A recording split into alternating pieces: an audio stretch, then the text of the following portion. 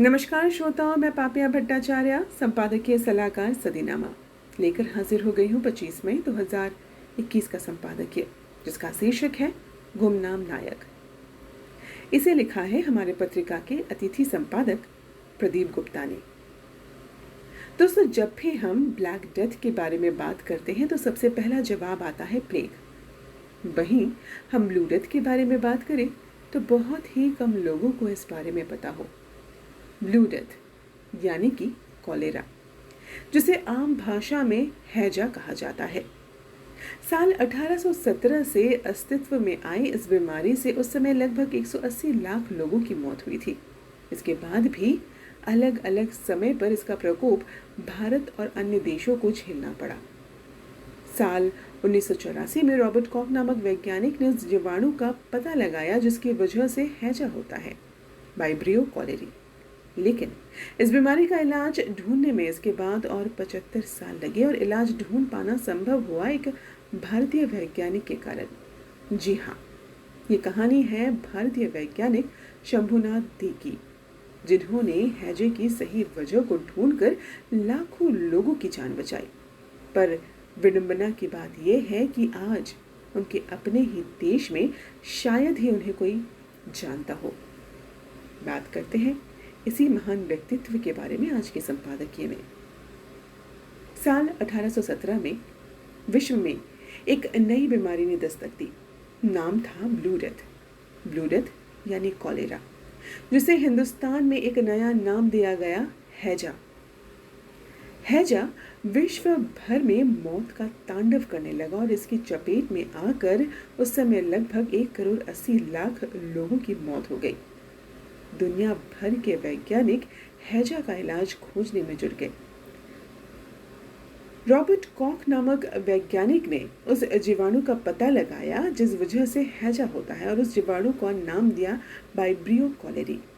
Robert Kock ने जीवाणु का पता तो लगा लिया, लेकिन वो ये पता लगाने में नाकामयाब रहे कि वाइब्रियो कॉलेरी को कैसे निष्क्रिय किया जा सकता है।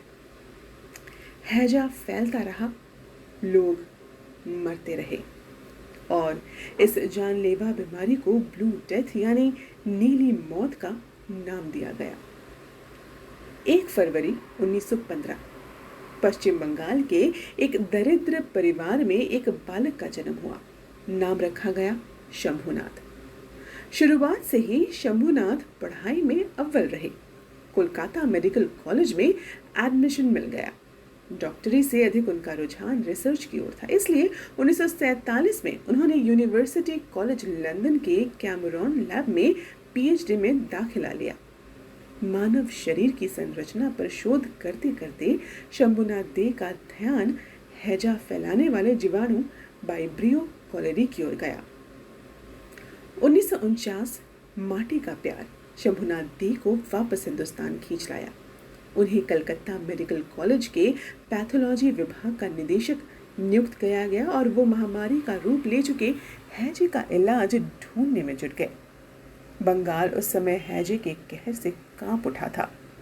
हॉस्पिटल हैजे के मरीजों से भरे हुए थे। 1854 को रॉबर्ट कॉक के शोध के अनुसार जीवाणु व्यक्ति के सर्कुलेटरी सिस्टम यानी कि खून में जाकर उसे प्रभावित करता है। दरअसल यहीं पर रॉबर्ट कॉक ने गलती की। उन्होंने कभी सोचा ही नहीं कि जीवाणु व्यक्ति के किसी और अंग के जरिए शरीर में जहर फैला सकता है। शंभुनाथ दे ने अपने शोध के निष्कर्ष से विश्व भर में सनसनी फैला दी।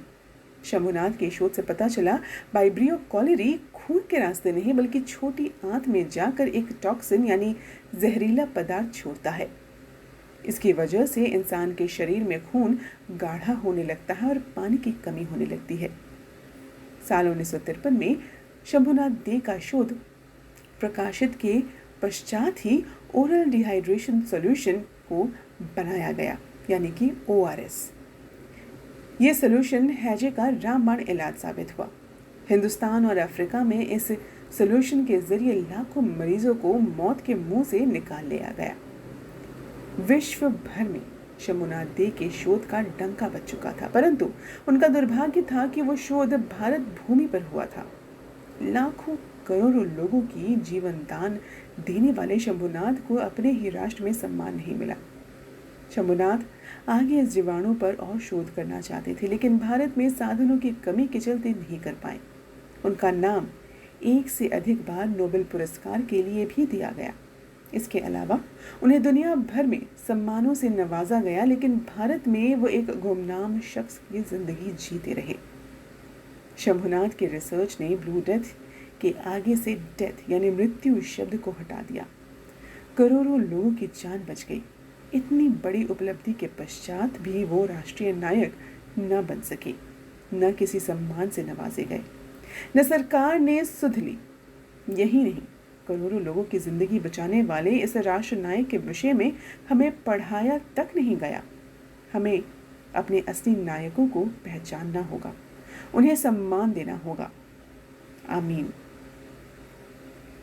तो ये था दोस्तों 25 मई 2021 का संपादकीय गुमनाम नायक।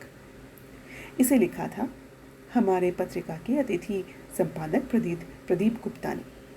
कल एक और नए संपादकीय के साथ हम वापस लौटेंगे। तब तक के लिए मैं पापिया लेती हूँ आप सभी से विदा। नमस्कार।